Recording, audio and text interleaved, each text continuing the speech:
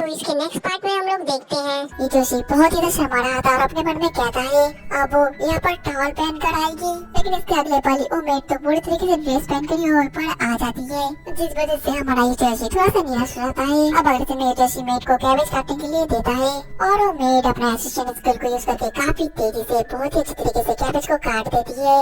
और फिर ये जोशी अपना बेस्ट डिश पोर्क मीट निकालता है। मेड कहती है पोर्क मीट आखिरकार इसका मतलब क्या है? ये जोशी तो शॉक्ड हो गया था और कह रहा था क्या तुम्हें पोर्क मीट के बारे में नहीं पता? जवाब में मेड कहती है हाँ मैंने एक दो बार सुना तो है, असल में मैं खाना खाने में ज्यादा इंटरेस्टेड नहीं हूँ, इसलिए मुझे उसके बारे में याद भी नहीं है। मैं खाने के बाद तो उसका टेस्ट और उसका लुक नहीं देखती।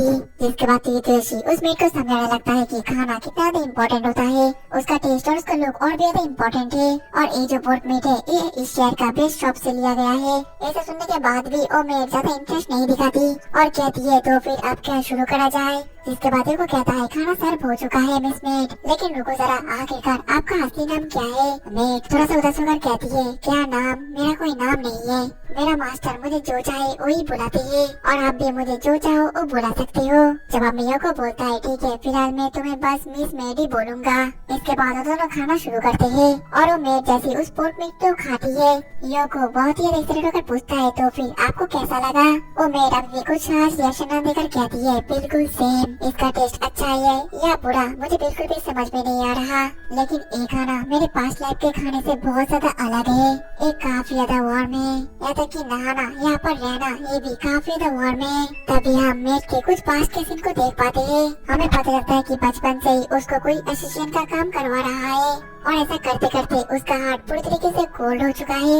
उसको ना ही खाने से फर्क पड़ता है और ना ही किसी के नाम से, लेकिन प्रेजेंट में वो कुछ और ही फील कर रही है। तभी वो कहता है मेड सन आप खाली खाली मीट को क्यों खा रही है, इस सॉस को लेकर खाइए। जिसके बाद वो मेड जैसे उस सॉस के साथ मीट को खाने लगती है तो मानो वो उसको काफी ज्यादा पसंद आता है। अब अगले सीन में जो योको था और नींद में कुछ बुरा सपना देख कर रो रहा था, जिस वजह से वो उठ जाता है और तभी उसको थोड़ा सा भूख भी लगता है। वो नीचे किचन में आता है खाना बनाने के लिए, लेकिन तभी किचन से कुछ आवाज आता है, जिस वजह से अपने मन में कहने लगता है शायद से वो मेड किसी को असैसिनेट तो नहीं कर रही। ये सोचकर वो काफी डर रहा था और फिर वो जैसे उस मेड को अच्छे तरीके से देखता है तो हमें पता लगता है वो मेड तो उस सॉस को ही खाई जा रही थी। वहीं पर वो मेड भी तो योको को देख कर डर जाती है और कहती है मुझे माफ कर देना।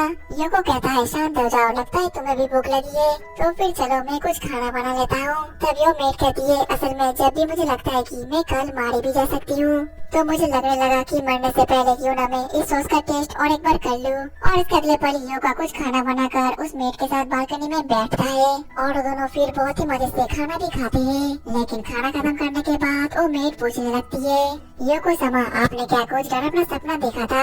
योको शॉक्ड होकर पूछता है आखिरकार तुम ऐसा क्यों पूछ रही हो?